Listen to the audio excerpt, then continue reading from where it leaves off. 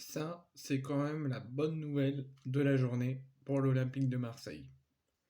On est à peu près 3 semaines de la fin du mercato qui se termine, je crois, fin août ou début septembre.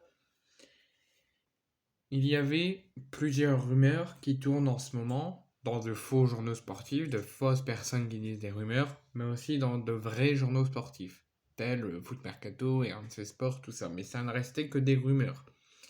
Les rumeurs concernaient Chancel Mbemba et Vitinha, qui serait déjà sur le départ selon les dires des journalistes sportifs.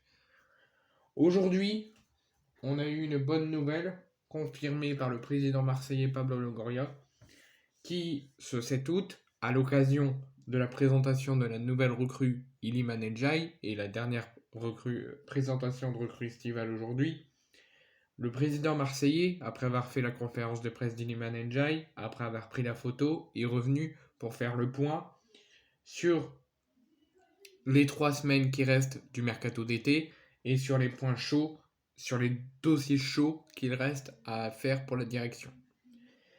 Dont le cas Chancel Mbemba qui est arrivé il y a un an jour pour jour du FC Porto. Le Congolais de 28 ans, qui joue un petit peu moins en ce moment, a eu quelques rumeurs de départ depuis quelques jours, quelques semaines. On avait une grosse source d'inquiétude, mais pour moi, je la considérais comme réelle.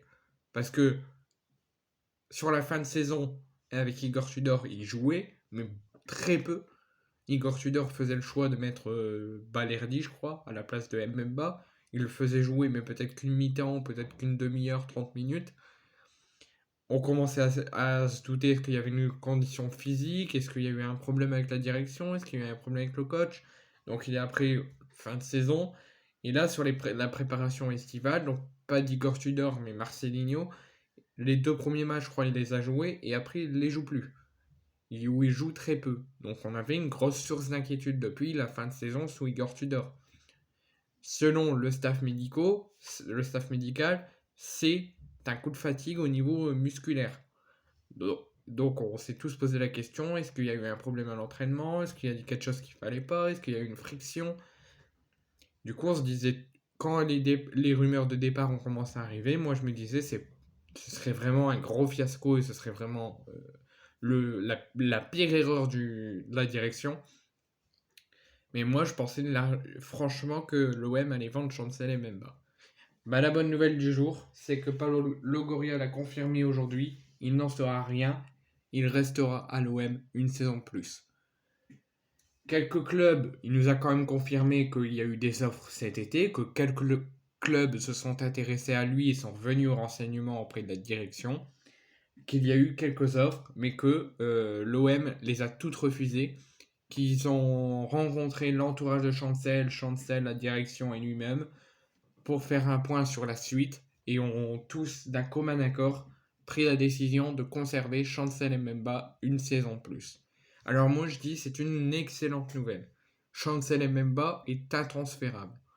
Si un jour on le transfère, on sera tous déçus de le perdre. Ça sera le football. On le suivra encore, mais ça sera le football.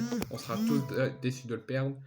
Mais à l'heure d'aujourd'hui, Chancel Mbemba est intransférable. C'est l'un de nos meilleurs défenseurs déjà de Ligue 1 et un de nos meilleurs défenseurs de l'OM. On est tout le temps serein quand il est titulaire, des fois aux côtés de Gigot.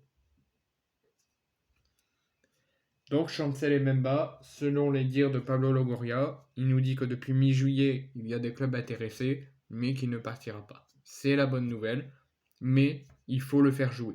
Si c'est pour le conserver une saison de plus et le faire jouer très peu de minutes, ou pas du tout, autant le vendre. On sera tous en colère, ça serait un gros fiasco, mais pour son bien, il faudra le vendre.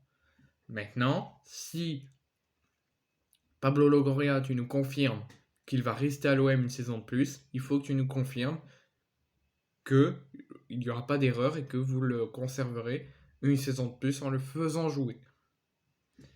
Sur le cas Vitinha, c'est la deuxième bonne nouvelle. Vitinha, alors il ne nous dit pas s'il y a eu des offres cet été en prêt ou en transfert définitif de clubs qui se sont intéressés. Il nous dit qu'il n'y a rien du tout. mais il nous dit clairement que Vitinha n'est pas du tout sur le marché des transferts. Le club n'envisage pas du tout de le vendre. Alors là, on était tous contents, mais on s'est dit peut-être que la direction ne veut pas le vendre, mais peut-être que Vitinha veut partir. Eh ben non. Une petite heure, même pas une petite heure, après la fin du mercato et la confirmation par Pablo Longoria que Vitinha ne partira pas, Vitinha a confirmé sur son compte Twitter, avec une vidéo de l'OM, qu'il est prêt pour la nouvelle saison 2023-2024.